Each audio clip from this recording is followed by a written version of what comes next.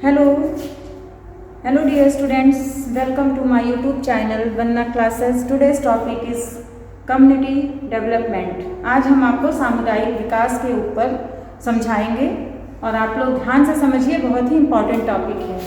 तो टॉपिक है आपका सामुदायिक विकास।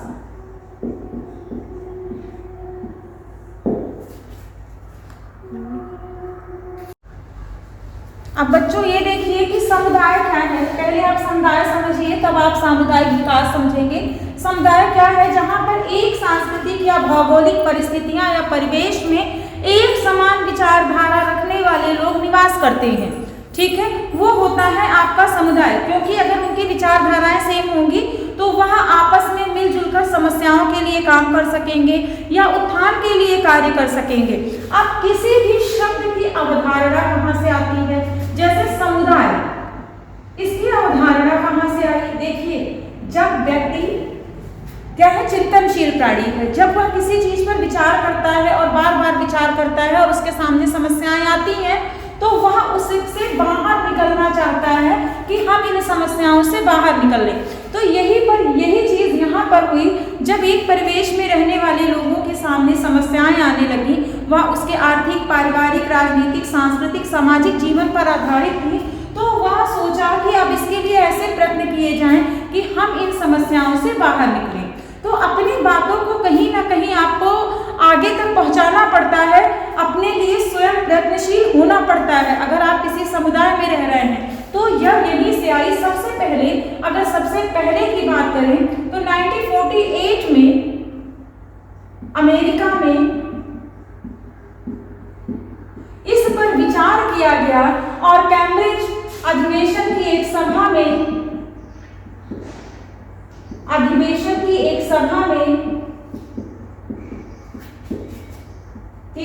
सभा में यह विचार प्रस्तुत किया गया, ठीक है। 1948 में अमेरिका में, ठीक है, कैम्ब्रिज अधिवेशन में एक सभा हुई, उसमें इसके लिए शब्द पहली बार आधिकारिक रूप से जो शब्द था समुदाय, वो यहीं पर लाया गया और यहीं से आया। और उसके पश्चात भारत में अगर बात करें 1952 में ग्रामीण जीवन के उत्थान हेतु, किसके? ग्रामीण जीवन के उत्थान हेतु,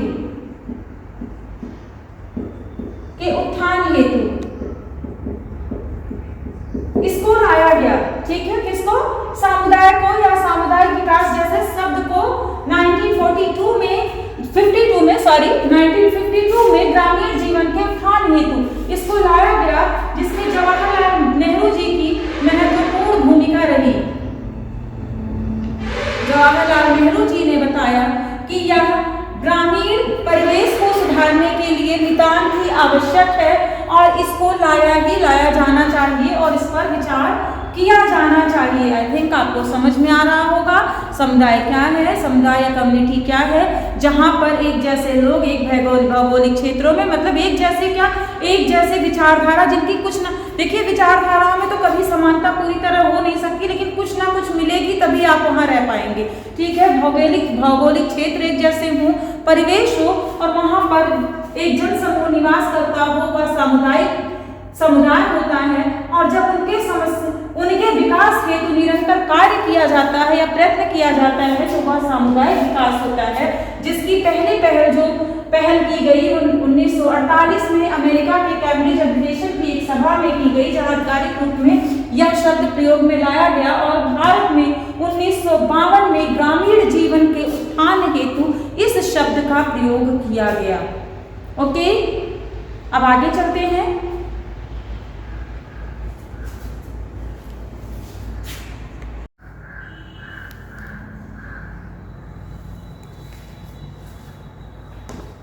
अब आप आगे देखिए बच्चों, समुदाय, ठीक है। समुदाय का साथ अर्थ समझ लीजिए। समुदाय का क्या अर्थ है?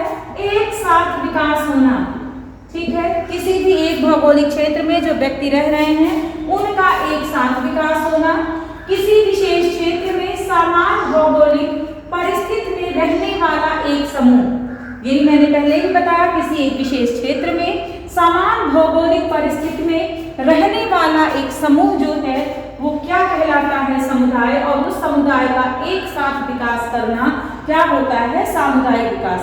अब देखिए कैम्ब्रिज सम्मेलन में जो कहा गया वो क्या कहा गया, इसको थोड़ा सा आप शाब्दिक रूप में समझिए। यह संपूर्ण समुदाय के लिए जीवन यापन के अधिक अच्छे तरीकों, यह संपूर्ण समुदाय के लिए जीवन यापन के अधिक अच्छे तरीकों को अगर संभव हो तो समुदाय को अपनी पहल पर प्रोन्नत करने के लिए स्वरूपित किया गया एक आंदोलन है। मतलब क्या इसका अर्थ निकल रहा है, जो भी समुदाय है उसको और अच्छे ढंग से वो कैसे जीवन यापन कर सकते हैं, कैसे अपनी स्थितियों में सुधार ला सकते हैं, ठीक है, अगर संभव हो, मतलब उनके परिश्रम द्वारा अगर वो संभव हो तो उनके स्वयं, मतलब अपनी स्वयं की प्रयत्न है, यहाँ पर स्वयं आपको प्रयत्न करना है, प्रयत्न कर तो वो जो स्वयं प्रयत्न करेंगे उसके लिए उनको मोटिवेट करना है।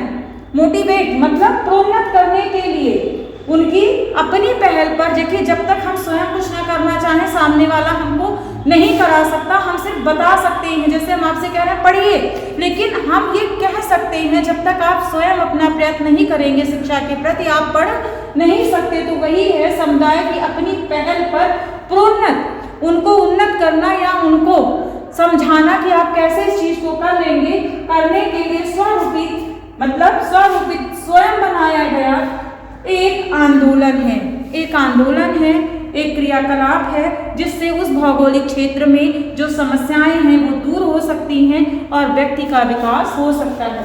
ये योजना आयोग क्या कहता है, स्वयं जनता के प्रयत्नों द्वारा, जब हम स्वयं, मैंने यही कहा ना, हमको स्वयं प्रयत्न करना है, स्वयं जनता के प्रयत्नों द्वारा ग्रामीण जीवन का सामाजिक आर्थिक रूपांतरण का एक प्रयत्न है। जब एक परिवेश जहाँ पर एक समुदाय के लोग रहते हैं वो स्वयं अपनी समस्या को जानते हैं, समझते हैं, उनको समझने की कोशिश करते हैं और स्वयं परिश्रम करते हैं उन समस्याओं से बाहर आने के लिए, तो ऐसा जो प्रयत्न है, ठीक है, उसका जो रूपांतरण है या जो रूप है वही आपका सामुदायिक विकास है। आई थिंक आपको समझ में आ रहा होगा, इसीलिए मैंने आपको यहाँ पर दो कोटेशंस भी बता दी। एक कैम्ब्रिज सम्मेलन की, एक योजना आयोग की, कभी कभी पूछा जाता है और इस कोटेशन से क्या निकल कर आ रहा है कि समुदाय की जो समस्याएं हैं वह जो है वो स्वयं के प्रयत्नों द्वारा ही, जब आप स्वयं प्रयत्न करेंगे तभी आप जो है उस समस्याओं से बाहर निकल सकते हैं और उनके लिए जो कार्य है, जो कार्य प्रणाली है या प्रयत्न है वही सामुदायिक विकास के अंतर्गत आता है जो किया जाता है। ओके, अब आगे चलते हैं। देखिए अब किसी भी चीज के लिए क्या जरूरी है, उसके आधारभूत मूल तत्व, कि कोई भी आधारभूत मूल तत्व ऐसे कौन से हैं जिस पर यह सामुदायिक विकास कार्य करता है, ठीक है, ऐसे कौन से मूल तत्व है। देखिए यह सशक्त बनाने के लिए व्यक्ति को या समुदाय को किस लिए कार्य करती है, यह सशक्त बनाने हेतु कार्य करती है, ठीक है, सशक्त समुदाय बनाने का कार्य करती है। क्या करती है, सामुदायिक विकास एक सशक्त समाज या सशक्त समुदाय बनाने का कार्य करती है, जिसके लिए उनकी आधारभूत आवश्यकताओं को जानना, आवश्यकताएं क्या हैं, संस्कृतियां क्या हैं,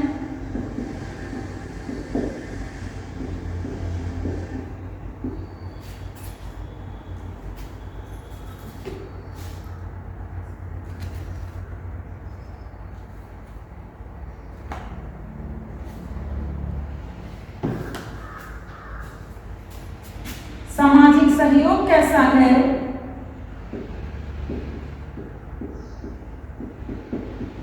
परिवर्तन क्या हो रहे हैं, महिलाओं की भागीदारी क्या है,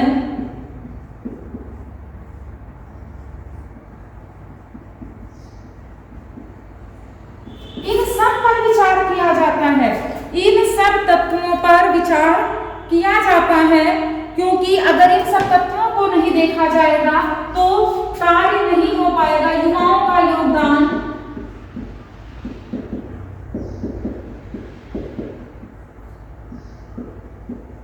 सरकारी एवं गैर सरकारी संस्थाओं का सहयोग,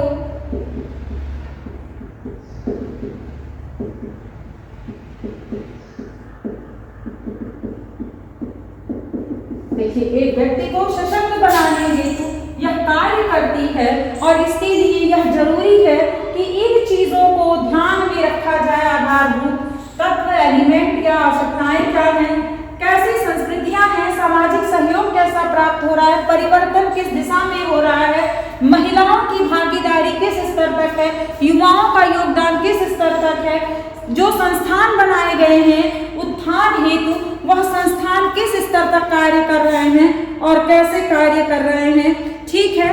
और उसके साथ साथ कैसी कैसी नीतियों का निर्धारण किया गया, इनका भी देखना जरूरी है। नीतियों का निर्धारण कैसा है और विकास कैसा है, ठीक है।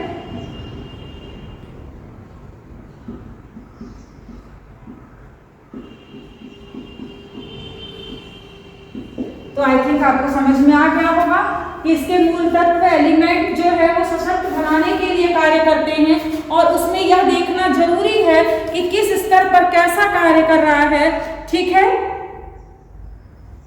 तो आपको समझ में आ गया कोर ऑफ कम्युनिटी डेवलपमेंट। ये कोर ऑफ कम्युनिटी डेवलपमेंट है जो सशक्त बनाने हेतु, सशक्त बनाने के लिए किसी भी देश, किसी भी समुदाय को सशक्त बनाने के लिए जरूरी है कि इन सब तत्वों को ध्यान में रखा जाए, तभी आप वहां पर एक सशक्त समुदाय का निर्माण कर सकते हैं। ओके, अब नेक्स्ट टॉपिक पे चलते हैं। सामुदायिक विकास किस स्तंभ या पिलर पे काम करता है, ठीक है। स्तंभ या पिलर पर काम करता है। हर चीज का एक स्तंभ होता है। जब तक आप कहीं खड़े नहीं रहेंगे या कोई ढांचा उसको प्रदान नहीं किया जा सकेगा, तब तक कोई भी कार्यवाही कभी पूरी नहीं हो सकती। तो सामुदायिक जो विकास है या नियोजन है, यह कहाँ पर कार्य करता है, तो देखिए सबसे पहले उद्देश्य होता है ऑब्जेक्टिव। जब तक आपके पास ऑब्जेक्ट नहीं होगा, उद्देश्य नहीं होगा, लक्ष्य नहीं होगा, आपको पता नहीं होगा कि हमको करना क्या है, तब तक आप उस क्रिया को क्रियान्वयन कर ही नहीं सकते। तो जो इसका पहला है वो है उद्देश्य, ठीक है। दूसरा है लोग। समुदाय में कौन रहता है? लोग। जब तक लोग जागरूक नहीं होंगे, लोग ये जानेंगे नहीं समस्याएं क्या हैं, किन समस्याओं का निराकरण करना है या किन समस्याओं से हमको बाहर निकलना है या कैसे हमको उत्थान करना है, ठीक है। जब तक ये चीज लोग जानेंगे नहीं, तब तक उस समस्या से कभी बाहर नहीं निकल सकते और तब तक किसी भी समुदाय का विकास संभव नहीं। जैसे अभी मैंने कहा कि मैं कह रही हूँ पढ़ो। एक शिक्षित समाज बनाने के लिए माता पिता या गुरु या टीचर या विद्यालय जो भी होता है वो कार्य करते हैं मिलकर, और वो प्रोत्साहित करते हैं अपने बच्चों को शिक्षित बनाने के लिए, पढ़ने के लिए, कि एक अच्छा शिक्षित समाज बने। लेकिन हम उसको कर सकते हैं। हमारा उद्देश्य है आपको शिक्षित करना, ठीक है। आप हैं, आपको प्रयत्न करना है कि हम कैसे प्रयत्न करें। एक उसके लिए देखिए तीसरा जो है वो रणनीति, उद्देश्य हो गया, लोग हो गए, रणनीति। एक रणनीति, एक प्रक्रिया की एक रणनीति बनानी है कि हमको इसके आधार पर, देखिए किसी भी प्रक्रिया की जब तक हम योजना बना लेना आसान है, लेकिन उस पर नियंत्रण रखकर उस पर कार्य निर्देशन के द्वारा जो एक रणनीति बनाकर कार्य किया जाता है वो कार्य करना मुश्किल होता है। किसी भी कार्य के लिए जब तक आप रणनीति नहीं तैयार करते, वो कार्य कभी आपका सफल हो ही नहीं सकता। तो यह आपकी रणनीति है जो तैयार। तीसरा आपका जो पिलर है वो रणनीति है और चौथा प्रौद्योगिकी। जब हमारा ये तीनों चीज तैयार हो जाएगा तब हम प्रौद्योगिकी की तरफ बढ़ेंगे, जिससे हमारे समुदाय का विकास होगा। आपको समझ में आया? ये चार इसके स्तंभ हैं। कौन से? उद्देश्य, लोग, रणनीति और प्रौद्योगिकी। अब आगे आते हैं, इसकी विशेषताओं को देख लीजिए। सामुदायिक विकास की विशेषताएं। अब देखिए, अब आगे आ जाइए इसकी विशेषताओं पर। देखिए इसकी विशेषताएं क्या हैं। इसकी जो प्रमुख विशेषता है वो व्यक्ति के प्रत्येक आयाम का विकास करना। मैंने इसके पहले के भी क्लास में बताया है कि ये सामुदायिक विकास क्या है। यह प्रत्येक, जैसे व्यक्ति है, तो ये व्यक्ति के रहन सहन के स्तर में भी परिवर्तन लाता है, क्योंकि आर्थिक जीवन बदलता है, ठीक है, दृष्टिकोण में परिवर्तन लाता है, सांस्कृतिक परिवेश में परिवर्तन लाता है, सामाजिक दृष्टिकोण में परिवर्तन लाता है, शिक्षा में परिवर्तन लाता है, ठीक है, और अधिकारों के प्रति जागरूक होना, ठीक है। तो ये प्रत्येक आयाम पर कार्य कर रहा है। आप देखिए कितने आयाम हैं इसके, ऐसा नहीं कि कोई एक आयाम है कि उसी पर यह कार्य कर रहा है। तो यह जो इसकी विशेषताएं है उसके अंतर्गत देखिए इसकी विशेषताएं 2007 में कैनी द्वारा बताई गई। नोट कर लीजिए, कभी कभी पूछा जाता है 2007 में कैनी द्वारा बताई गई कि ये क्या है। देखिए ये इसके जितने भी व्यक्ति के जितने भी आयाम हैं या समुदाय के जितने भी आयाम हैं समुदाय में, उन सब पर यह प्रकाश डालता है। इसके लिए क्या है? सशक्तिकरण। सशक्तिकरण क्या है? बल प्रदान करना। जब आपको अपने अधिकारों के बारे में पता होगा, ज्ञान होगा, आप ये समझ सकते हैं हमारे सामने समस्याएं कैसी हैं, इन समस्याओं से हम लड़ कैसे कर सकते हैं, दूर कैसे कर सकते हैं, हम अपने अधिकारों के लिए किसके पास जाएं, किससे बात करें। तो वो क्या है? वो सशक्तिकरण समाज का निर्माण करता है, एक अच्छे समाज का निर्माण करता है और व्यक्ति भी वहां सशक्त होते हैं। मानवाधिकार, अपने अधिकार का पता होना, अपने अधिकार के बारे में जानना कि हमारे लिए क्या अधिकार है, क्या नीतियां बनाई गई हैं। समावेश, सबके साथ मिली जुली प्रक्रिया है, मिलजुल कर कार्य करने वाली प्रक्रिया है, इसलिए इसमें समावेशन पाया जाता है। सामाजिक न्याय कि आप जब किसी प्रक्रिया के लिए कार्य करेंगे तो वहां पर आपको सामाजिक न्याय प्राप्त होगा। आत्मनिर्णय, स्वयं का निर्णय लेना है, आप स्वयं निर्णय लेंगे। जब तक आप अपनी समस्याओं को, मैंने इसमें आपने योजना आयोग में क्या बताया कि व्यक्ति खुद, समुदाय के व्यक्ति खुद आत्म प्रयत्न द्वारा उस समस्या से बाहर निकलने का प्रयास करते हैं। तो इसके लिए आत्मनिर्णय, जैसे भी मैंने शिक्षा को लेके, हम शिक्षा को लेके चले, जब तक आप स्वयं ये निर्णय नहीं लेंगे कि मुझे शिक्षा ग्रहण करनी है, मुझे पढ़ना है, मुझे ये चीज, कोई भी चीज आपके अंदर, देखिए डर आपके ऊपर तब तक हावी रहता है जब तक आप उससे डरते हैं। जैसे आपको कोई गाड़ी चलानी है तो आप तब तक डरेंगे जब तक आपके ऊपर डर हावी है कि मैं गिर जाऊंगा, मैं नहीं चढ़ सकता। लेकिन जिस दिन आप उस पर बैठ जाएंगे और इस समस्या को देखेंगे कि हम क्या ऐसा करें कि हम इसको कर सकते हैं और उसको सीखने का प्रयत्न करेंगे, तो एक दो बार लड़खड़ाएंगे लेकिन तीसरी बार आप चल पड़ेंगे। तो वही होता है आत्मनिर्णय। जब तक आपके स्वयं अंदर से कॉन्फिडेंस नहीं आएगा, आप निर्णय नहीं लेंगे, खुद का डिसीजन नहीं लेंगे कोई कार्य करने के लिए, तो वह चीज आप नहीं कर सकते। सामूहिक कार्यवाही, क्योंकि ये समुदाय द्वारा होती है, तो जो भी समस्याएं आती हैं वो समुदाय के लोग एक साथ बैठते हैं, नेतृत्व करते हैं। इसमें जान लीजिए युवा वर्ग का बहुत बड़ा योगदान होता है, नेतृत्व करते हैं और आपसी सहयोग द्वारा उस समस्या से बाहर निकलने का प्रयत्न करते हैं। आई थिंक ये टॉपिक भी आपको समझ में आ गया होगा। ये क्या है? ये प्रत्येक व्यक्ति के प्रत्येक आयाम, इसकी विशेषताओं के अंतर्गत व्यक्ति के प्रत्येक आयाम का विकास करता है, वो चाहे शिक्षा से संबंधित है, चाहे समस्या से संबंधित है, चाहे आर्थिक, राजनीतिक। अब आयाम के अंतर्गत आपका सब आ जाएगा। उसके लिए वो सशक्तिकरण करता है सशक्तिकरण, जिसमें उसकी शिक्षा हो गई, आर्थिक स्थिति हो गई, उसका रहन सहन हो गया, सब चीज की मजबूती इसको प्राप्त होती है, इसको मानवाधिकार प्राप्त होते हैं, समावेशन, मिलजुल कर कार्य करना। सामाजिक न्याय, जो न्याय की प्रक्रिया है वह उसके साथ कार्य करती है। आत्मनिर्णय, वह स्वयं इस तरह का बनता है कि वह निर्णय ले सकता है और वो अपनी समस्याओं से लड़ सकता है। और सामूहिक कार्यवाही, मिलजुल कर कार्य करते हैं सब लोग। ओके, आई थिंक आपको समझ में आ गया होगा। अगर नोट करना है तो आप इसको नोट कर सकते हैं। उद्देश्य देख लीजिए, किसी भी चीज का उद्देश्य क्या होता है आप, ठीक है, उद्देश्य, बिना उद्देश्य के तो कार्य होता ही नहीं है। तो आप इसके उद्देश्य देखिए, उद्देश्य क्या है किसके? सामुदायिक विकास के, ठीक। उद्देश्य क्या हो सकता है? देखिए नाम से ही स्पष्ट है, ज्ञान प्राप्त करना, ठीक है, ज्ञान देती है लोगों को। सामुदायिक विकास जो है वो लोगों तक ज्ञान को पहुंचा रही है, ठीक है।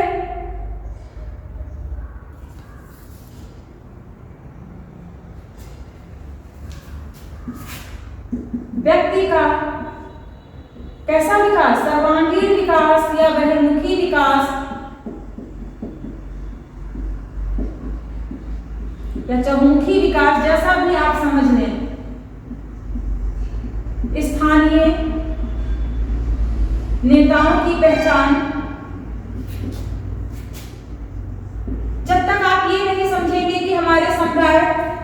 कम्युनिटी में हम हैं वहाँ के आसपास के नेता कौन हैं या कौन हमारे लिए कार्य कर सकते हैं जिन तक हम समस्याओं को पहुँचाएं, ठीक है, जिस पर हम चर्चा करें, तो हम उस कार्य को कर ही नहीं सकते, ठीक है।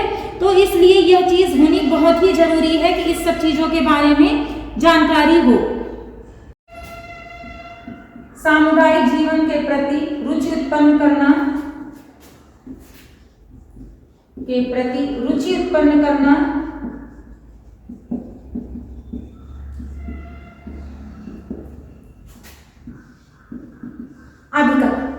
अधिकारों से अवगत कराना, व्यक्ति को उनके अधिकारों से अवगत कराना,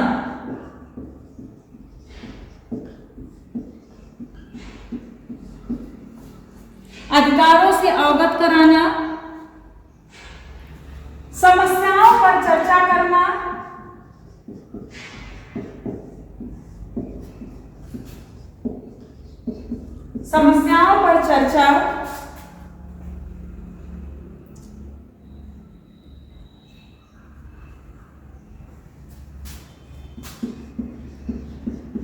निर्णय लेना, उत्तेजक समुदाय की स्थापना।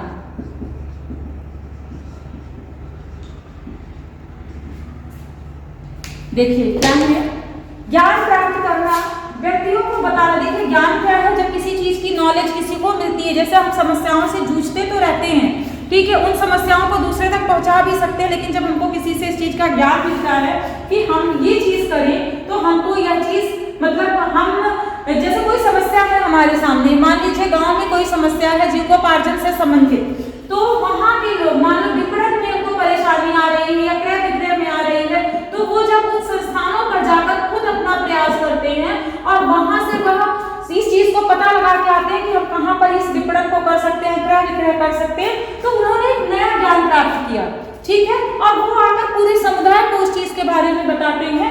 व्यक्ति का व्यक्ति का सर्वांगीण, अभी मैंने क्या बताया कि ये सारे आयामों पर फोकस करती है, चाहे वो शिक्षा है, चाहे वो आर्थिक जीवन है, चाहे रहन सहन का, तो सर्वांगीण विकास करती है। स्थानीय नेताओं की जो भी गांव, कस्बा, नगर, जो भी समुदाय क्या है, ग्रामीण जीवन भी ग्रामीण समुदाय होता है, नगरीय समुदाय होता है और कस्बा होता है। ग्रामीण जीवन जो हमारे क्या कहा जाए सभ्यता के प्रारंभ से ही देखने को मिला, जहां पर एक ऐसा भौगोलिक क्षेत्र जो आज भी नगरीय जीवन से वंचित है या वहां पर सभी तरह की सुख सुविधाएं नहीं है, अधिकतर कृषक वर्ग निवास करता है, वो आपका ग्रामीण जीवन होता है। नगरीय जीवन जो है वो ग्रामीण जीवन से पृथक होता है। कस्बा क्या होता है, वो मिला जुला रूप होता है, ना नगर होता है और ना गांव होता है, एक छोटा जन समुदाय, मतलब ज्यादा जनसंख्या जहां पर निवास नहीं करती। तो क्या है, वहां की जो भी हमारा एरिया है, वहां के नेता क्या है, जहां तक आप अपनी समस्याओं को पहुंचा सके, जिससे निराकरण हो सके।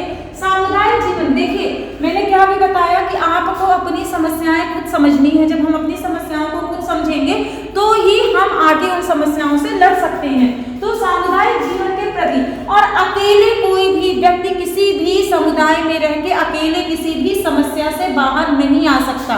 क्यों? एक चीज और जान लीजिए, यह निरंतर चलने वाली तो प्रक्रिया है विकास, ठीक है, लेकिन बहुत स्लो परिवर्तन एक दिन में नहीं आता। ये आपको भी पता है, परिवर्तन एक दिन में नहीं आता। आपको धैर्य रखना पड़ेगा। किसी भी समुदाय में रहना है तो आपको धैर्य रखना पड़ेगा। अब आज के आप लास्ट टॉपिक पे आ जाइए, ठीक है। इसके देखिए हर कार्य का सिद्धांत होता है। अभी मैंने एक आपको सरसरी जो इंट्रोडक्शन टाइप का होता है वो मैंने आपको बताया, और लगभग पूरा सामुदायिक विकास मैंने कवर करने की कोशिश की उसमें कि क्या है सामुदायिक विकास। देखिए सिद्धांत, किसी भी चीज का सिद्धांत कैसे कार्य करता है, ठीक है, इसका सिद्धांत कैसे कार्य कर रहा है, ठीक है, कैसे, जड़ से आरंभ,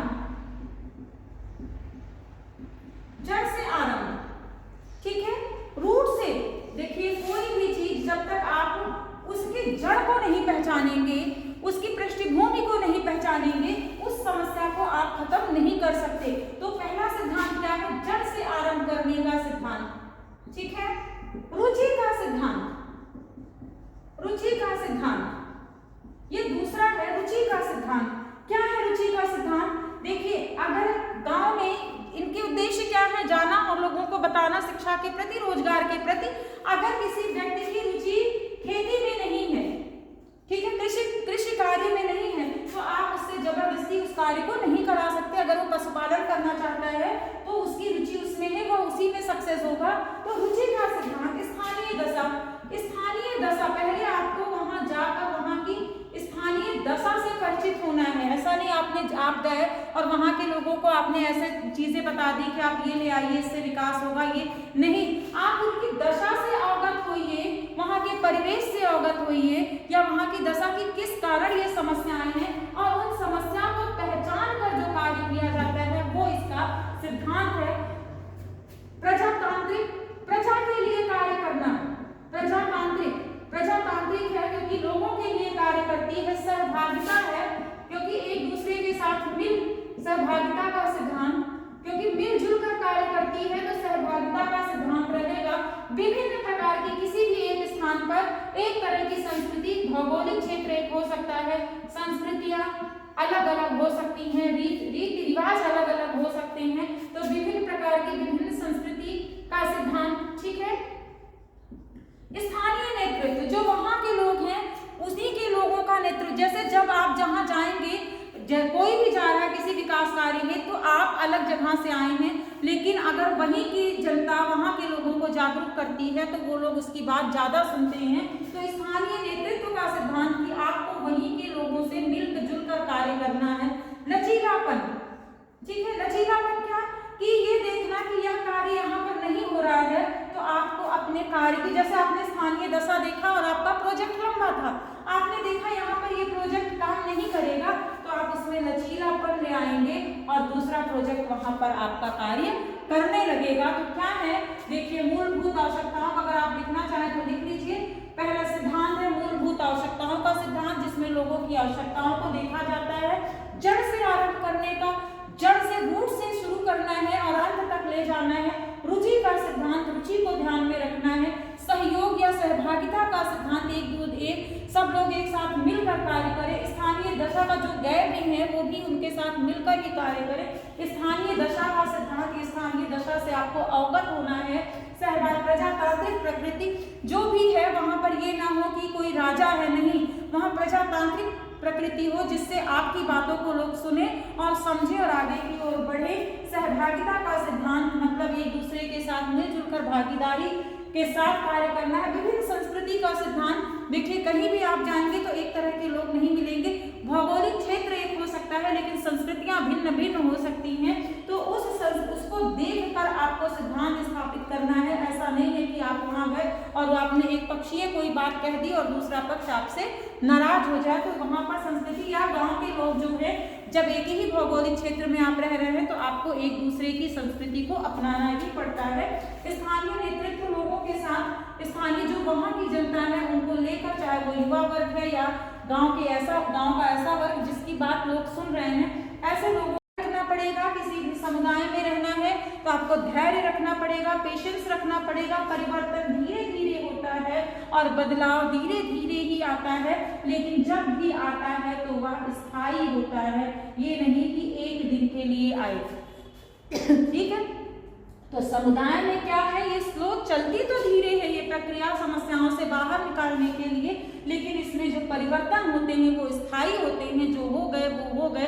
अगर ऐसा ना होता तो सभ्यता कहाँ से कहाँ तक पहुँच चुकी, मानव विकास कहाँ से कहाँ तक पहुँच चुका और निरंतर आगे की ओर बढ़ रहा है।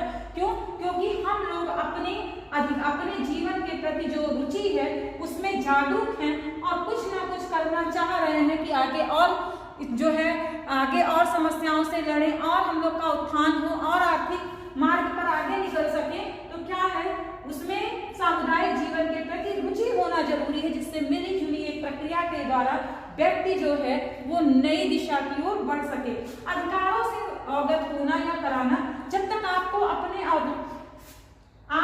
अधिकार नहीं पता होंगे, जैसे मैंने क्या कहा, यहाँ क्रय विक्रय तो केंद्र बनाए गए हैं, कृषकों के लिए बहुत सारी सुविधाएं हैं, माताओं या बहनों के लिए बहुत सारी सुविधाएं हैं जो सरकार द्वारा दी गई।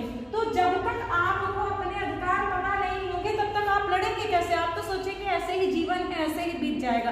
लेकिन जिस दिन आपको अपने अधिकार पता चल जाते हैं उस दिन आप उन अधिकारों के लिए लड़ना प्रारंभ करते हैं, और अकेले नहीं तो 2 से 4, 4 से 6, और धीरे धीरे आप उन अधिकारों को प्राप्त कर लेते हैं। समस्याओं पर चर्चा, जब तक आप अपनी समस्याओं को नहीं जानेंगे, जैसे कहीं पर चिकित्सा, किसी एरिया में चिकित्सा संबंधी समस्या है, कहीं पर शिक्षा संबंधी समस्या है, कहीं पानी से संबंधित समस्या है, ठीक है, जैसे कृषक है पानी से संबंधित समस्या है, जो बीज है इनसे संबंधित समस्या है, कोई भी समस्या है, जब तक बिजली से संबंधित समस्या है, जब तक उन समस्याओं पर आप आपस में बैठकर विचार नहीं करेंगे, तब तक उन समस्याओं से बाहर नहीं निकल सकते, और उसके लिए निर्णय लेना आवश्यक होता है, निर्णय लेना पड़ेगा।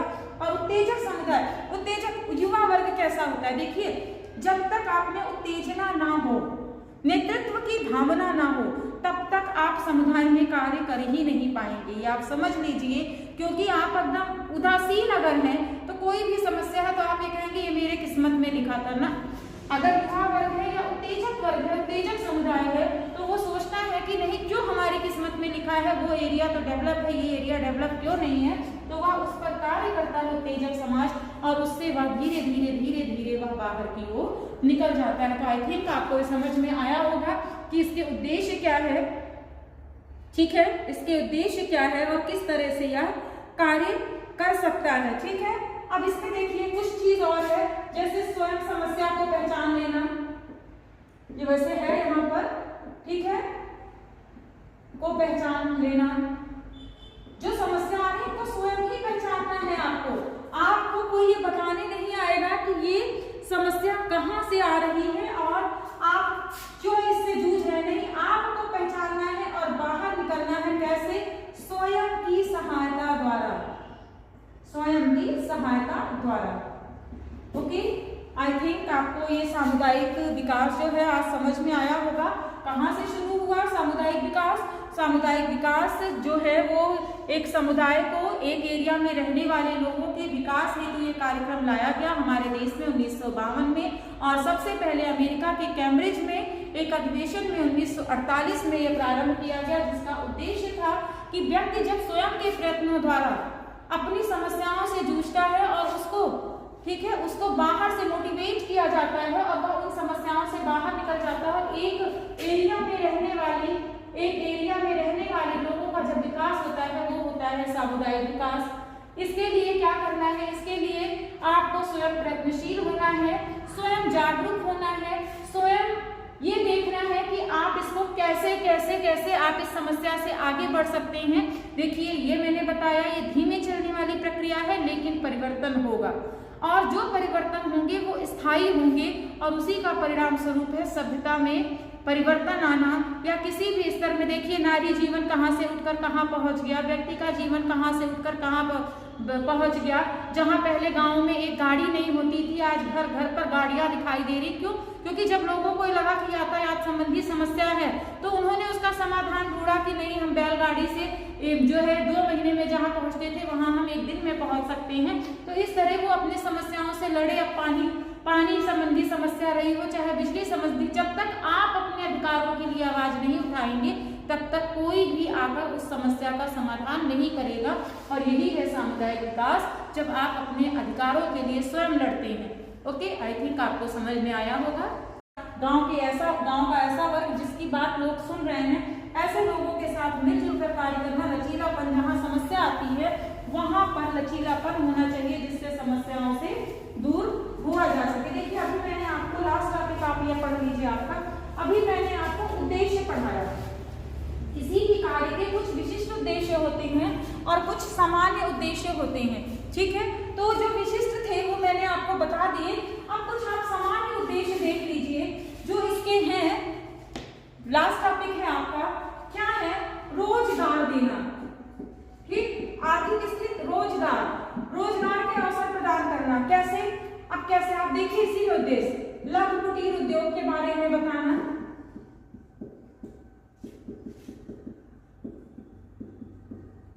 अवगत कराना, ठीक है।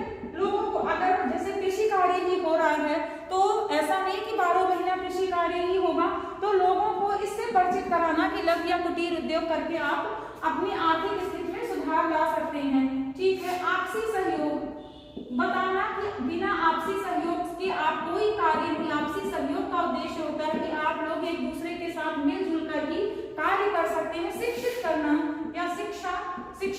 अवसर प्रदान करना लोगों को, ये भी इसका एक उद्देश्य है। ठीक है, नारी दशा में सुधार लाना, नारी दशा में सुधार लाना, नारी की जो दशा है उसमें सुधार लाना, इसके लिए शिक्षा भी जरूरी है और उनको उनके अधिकारों से परिचित कराना भी जरूरी है। ठीक है, कुटीर और लघु उद्योग के बारे में हमने बता ही दिया। पशुपालन संबंधी जानकारी देना, संबंधी जानकारी देना, ये भी इसका उद्देश्य है। ठीक है, ये भी इसका उद्देश्य है। शिक्षा है, नई तकनीकियों से परिचित कराना, नई तकनीकियों से परिचित कराना, से परिचित, संचार माध्यमों से अवगत कराना,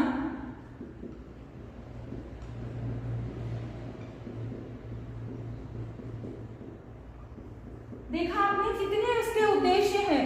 मतलब पूरे एक समुदाय को विकसित करने के लिए इनका कितना ज्यादा जो है उद्देश्य है। मूलभूत आवश्यकताओं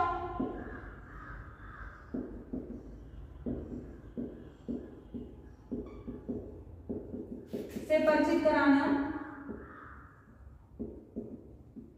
वैसे सबको पता होती है लेकिन फिर भी बताना कि जो मूलभूत आवश्यकताएं हैं वो क्या है। आपकी सामाजिकरण की स्थापना, समाजीकरण का निर्माण करना, नीतियां बताना, नीतियां या अधिकारों से परिचित कराना,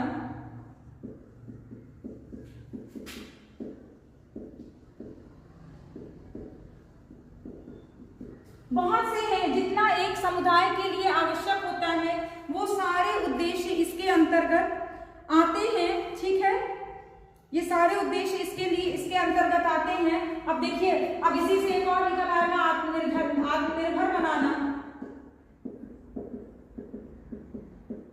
सशक्त बनाना। ठीक है, अब आपने देख लिया, ये आपका सामुदायिक विकास मैंने जो है उसकी अर्थ, परिभाषा, उद्देश्य, विशेषताएं, सिद्धांत के साथ कंप्लीट किया। ठीक है, आप लोग इसको पढ़ते रहिए बच्चों, बहुत ही इंपॉर्टेंट टॉपिक है, बहुत ही बार पूछे जाने वाला टॉपिक है। जो आप ये समझिए कि आपके यूनिवर्सिटीज कोर्स में तो चल ही रहा है, उसके साथ साथ आपके कंपटीशन एग्जाम में भी इससे बहुत से क्वेश्चन निकल के आते हैं। और ग्रेजुएशन में आपके 5th सेमेस्टर में और पीजी में आपके 3rd सेमेस्टर में भी इसको कोर्स में शामिल कर दिया गया है। शामिल है पहले से, लेकिन अब थोड़ा विस्तार पूर्वक शामिल हो गया है होम साइंस के अंतर्गत। और आप इसको पढ़ते रहिए क्योंकि इससे अच्छे क्वेश्चन निकल कर आते हैं। और कोई चीज भी समझने के लिए गहनता तक जाना जरूरी होता है, इसलिए उसका बेस मजबूत होना जरूरी है। ओके, आई थिंक आपको क्लास समझ में आई होगी। समझ में आई है तो अपने दोस्तों के साथ लाइक करिए, शेयर करिए, सब्सक्राइब करिए। Thank you so much.